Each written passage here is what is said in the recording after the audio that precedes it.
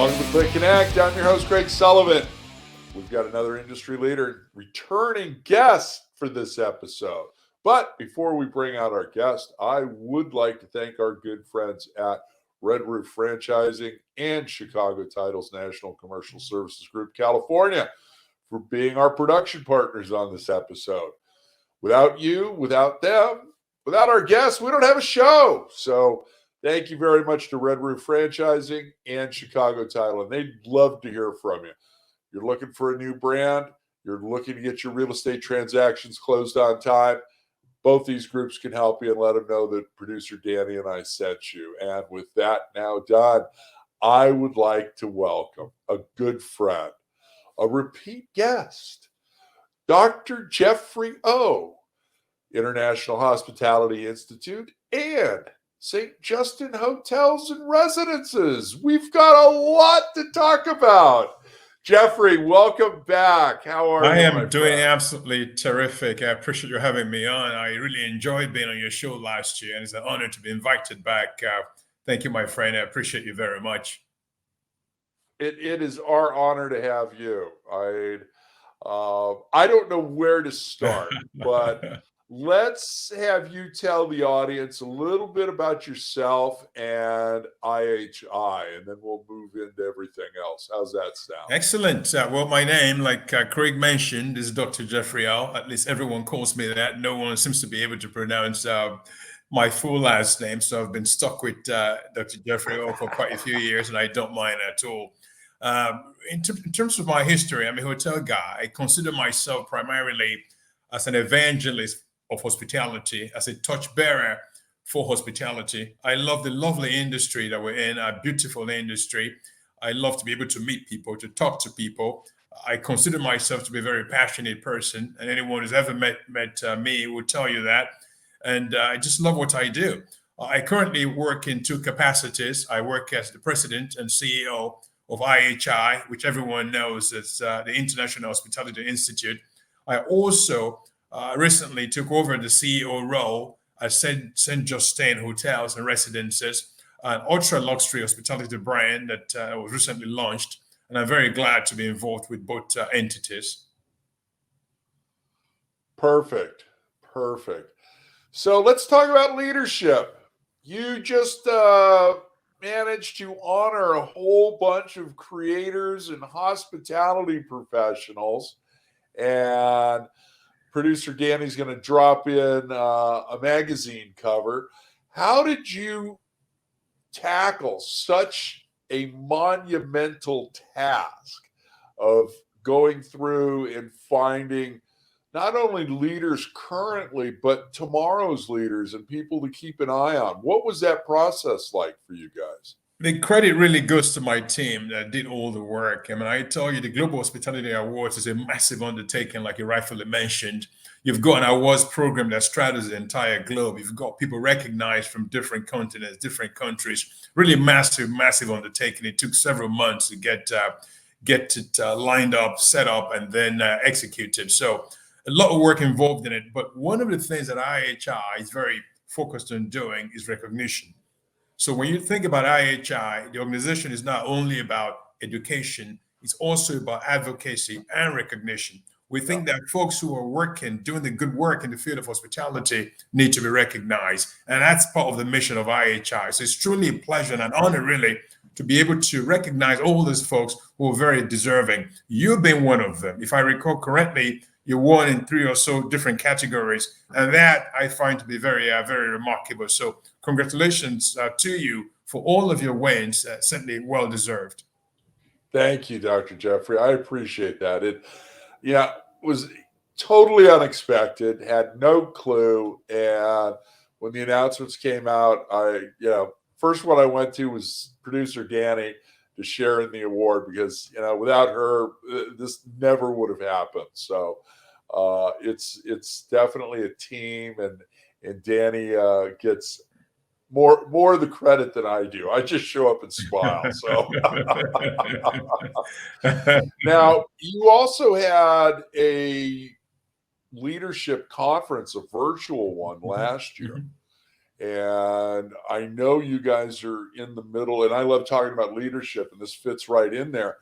You guys are in the middle of planning this year's event right now, aren't you? What's the latest on that? Yeah, the Global Hospitality Awards, which folks call GHS, was a huge event. As you know, last year we brought together leaders, global leaders from every continent except for Antarctica.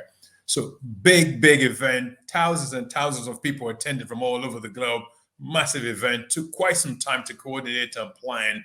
Took quite some funds to sponsor, and the company spent quite some funds on running that particular event. We think it's an event that needs to keep happening, and we're certainly planning to do another event in 2022. We're trying to figure out exactly how that's going to be. Last year's event was obviously a virtual event, and we want 2022's event to be in person, and then possibly with a hybrid, with a virtual component for folks who are not able to attend, because obviously you're going to have folks invited to attend from all over the world, and some folks may not be able to make it. We want them to have the opportunity to still participate virtually. So we're currently planning that event. There are quite a few things we need to figure out. The initial plan was, the thinking was, we're probably going to do a virtual event because of COVID. And now, with COVID sort of behind us, thankfully, for the most part, there's really no reason not to do an in-person event. So we have to pivot a little bit and alter our plans. And we're currently still working on how the event is going to unfold. But it's definitely being planned, and we're looking forward to making some announcements in the next couple of months. It's going to be a shortened schedule for us in terms of planning, because now you're already going into the back half of the year. So you're really going to have not much time to get things lined up, but we certainly intend to do the event, get the event done for 2022 as well. Absolutely. Yeah, you've got a lot of things. The ownership conferences alone, I think, kick off either this week or next, or already have. You've got NYU coming up. You've got BDNY. You've got lodging conference in September, which is generally the last large national event for the United States. So yeah, you've got a lot of competition through the back half of this year for sure. So,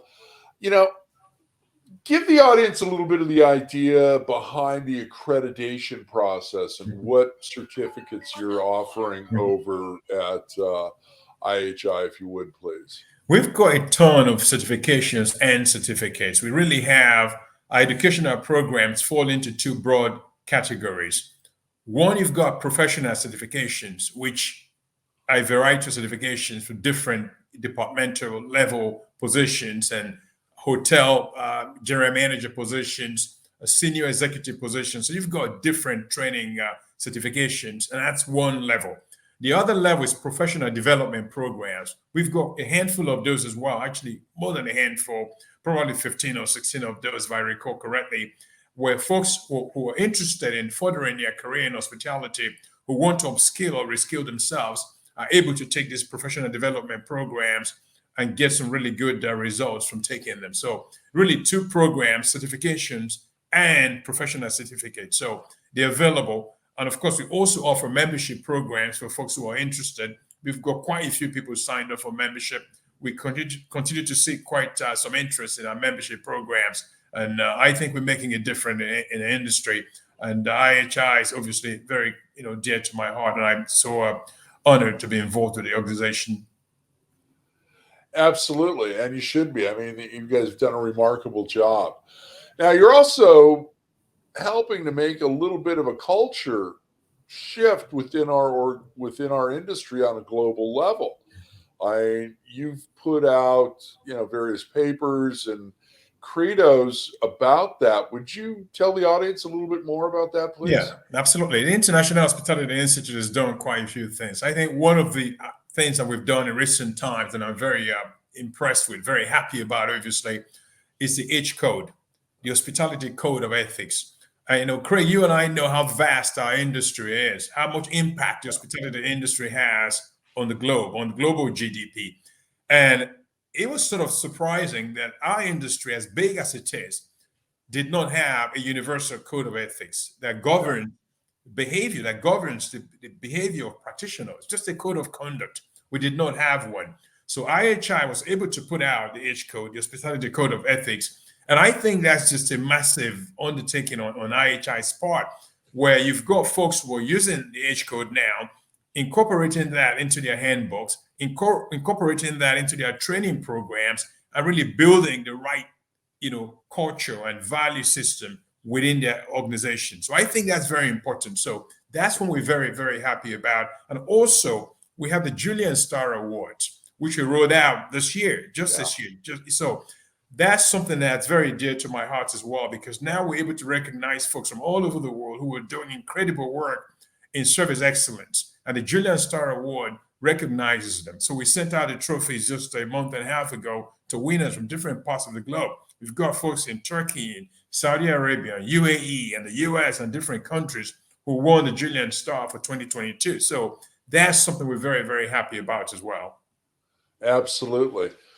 And you did roll out a digital magazine, and it's just digital, correct? Where you celebrated all of the recipients of all your awards this year. Mm-hmm. Yeah, it's not just digital, actually. We do have print copies of the magazine as well. What was happening is you've got people who are recognized who are in different parts of the world. So just imagine trying to send out magazines to, I don't know, 40, 50 different countries.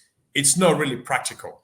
Because of that reason, we decided to sort of focus on putting it out like a digital edition. But in reality, it's available in print as well. And, you could print it, or we could print it, and we do have that in printed format, but we just chose to put out a digital format because if you're trying to reach, distribute this to folks from all over the world, it's going to be logistical and frankly, not just a logistical pain, but also it's not practical, sending out magazines to different continents to every winner is just not practical. And we did not want to send to some and not send to others. Yeah. So it's like, okay, why didn't I get mine? You sent one to Greg. Greg is holding his up, but you didn't send one to me. Why?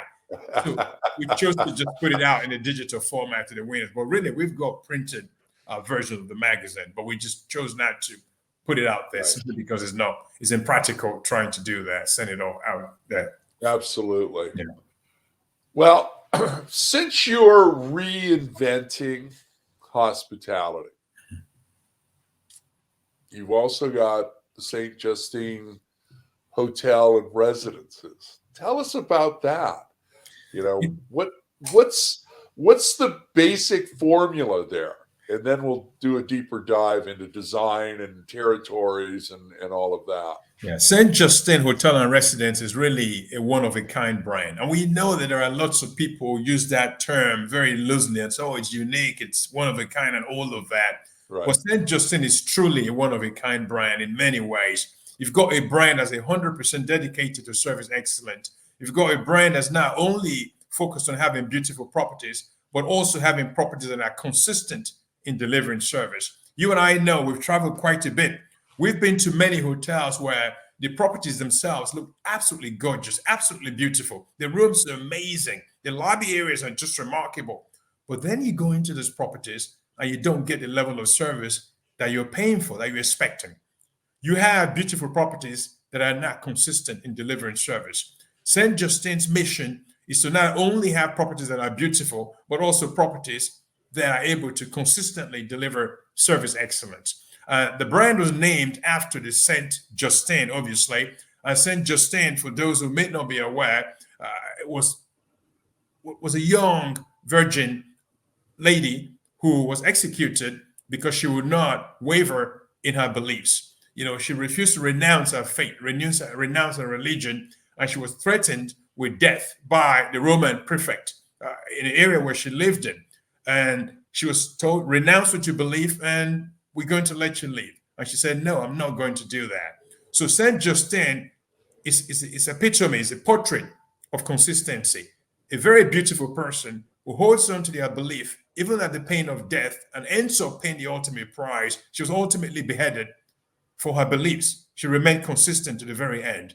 So we are about delivering a brand that's not only beautiful, like St. Justine, but also consistent in delivering service. And I think consistency is what's missing from so many hotels that you've got today, even those that are supposedly high-end properties. they're not always consistent in delivering service. What's the narrative thread that's going to tie all of the different properties together?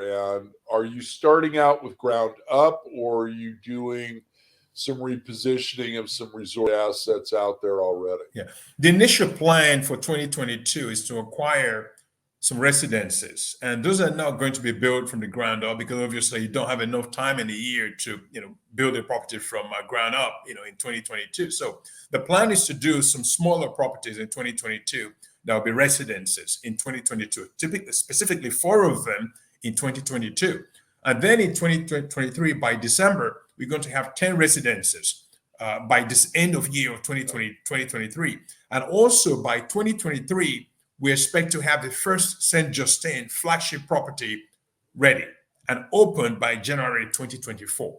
Now, that particular development is not going to be a ground up development, because if we want to do a ground up, there's no way it's going to be ready by December of next year. It's just not possible, given the current supply chain disruptions and delays in construction.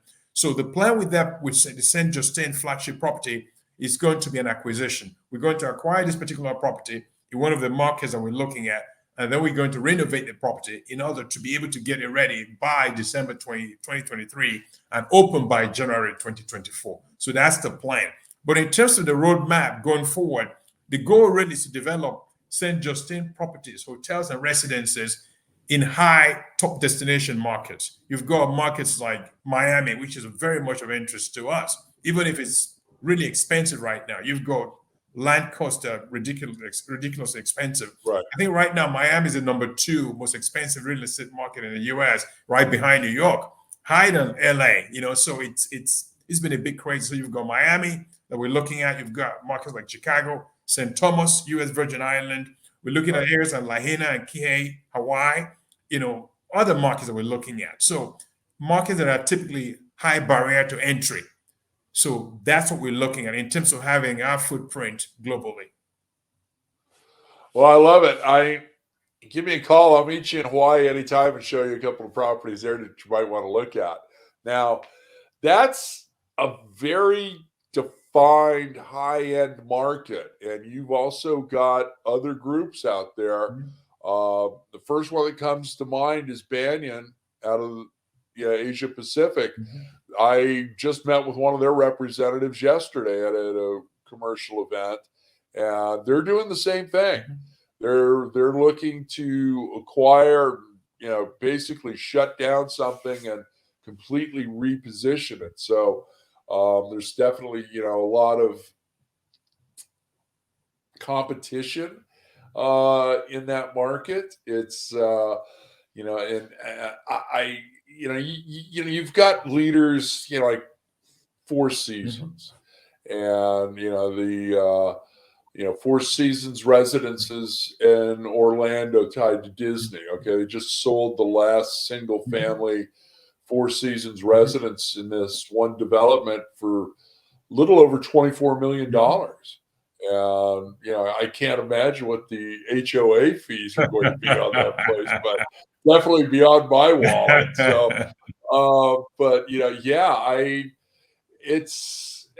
that's going to be quite a task. I mean, and you've got to get it right, right out of the gate. So I admire that, and wish you all the luck in the world. That's going to be a lot of fun. Love the territories you're looking in naming.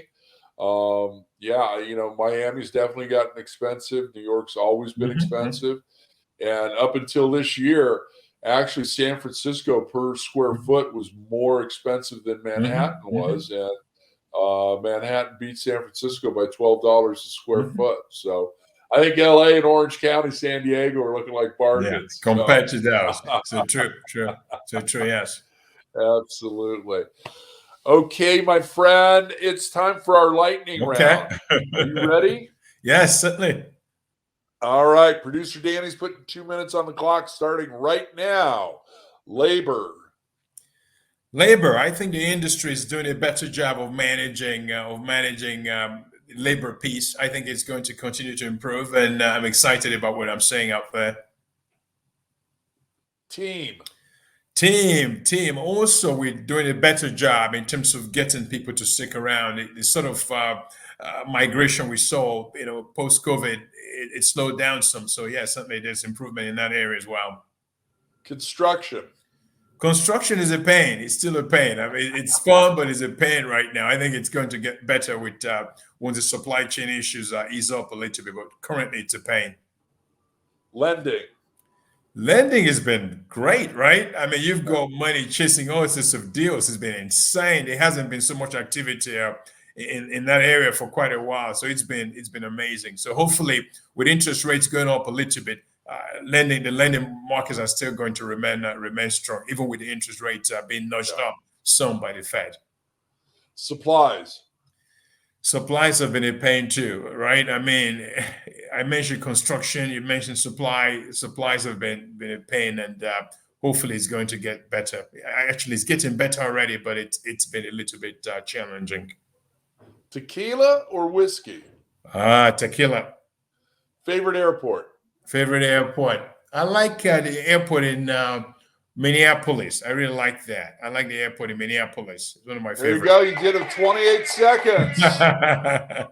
Congratulations, my friend. Thank you. Very kind. Very kind. So, with this new hotel and residences, have you already starting, or do you have your team in place on that? We've got some team members on board. We're still talking to people and bringing some more folks on board. We just recently had, actually yesterday and the day before, had a conversation with a CFO that we're going to looking to bring on board. So we're having conversations, interviewing folks and doing all the right things. The thing about the way that I operate and my team as well is we don't like making a lot of noise unless there's something to talk about, right? There are people who spend all day just, on social media making a lot of noise, but it's like they're saying somewhere, I don't know if it's a Texas saying, all cattle and no hat, right? So, I mean, no, I take that back. All hat and no cattle. I flipped that the wrong way. All hat and no cattle, right? So we want to have something to say, and then we make some noise if noise needs to be made. So there's a lot of work going on behind the scenes. You're going to be hearing announcements in the next couple of months with what's happening with St. Justine. So really exciting things, and you're going to be hearing a lot of positive information coming out. Perfect. Well, do me a favor. Make sure that producer Danny and I get the press release. So. Lovely. We'll do that, certainly. Yes. My friend, we are out of time. How can people get a hold of you, Jeffrey? To get a hold of me, the easiest way is to email me. And people always say, why do you share your email address? Well, I don't mind people reaching out to me. I'm a creature of, I love to interact with people. I love the interaction. So my email address is jeffreyo@jeffreyo.com, or they can simply email me at jeffrey@internationalhospitalityinstitute.com. And if they need one more, they can also reach me at jeffrey@stjustinehotels.com. So there you have it. There we go. We can find you. You definitely can find me. I can't hide. Thank you so much for joining us today. It's always a privilege to have you on the show. And as you know, you've got an open invitation to come back anytime you want. Thank you, Jeffrey. Thank you. I appreciate you. Thank you. Thank you, our audience. See, we're bringing you the hospitality leaders. I got to tell you, you got to watch Dr. Jeffrey and see what's going on with both his projects. It's going to be amazing. IHI has had a huge impact on us already, and that's going to continue. But this new venture is really going to be something to watch as well. And I would like to thank our production partners, Red Roof Franchising, and our friends at Chicago Title National Commercial Services Group, California. They've been a big part of this show from the beginning, and it's great to have them here. It's great to have you guys watching us. And if you would like to be a production partner, or if you'd like to be on the show, send producer Danny or I a direct message. We'd love to hear from you. And thank you very much for joining us today. We've got another leader coming up right after this one, so we'll have that show out for you as well. And remember, be kind, share your knowledge. Now go be amazing.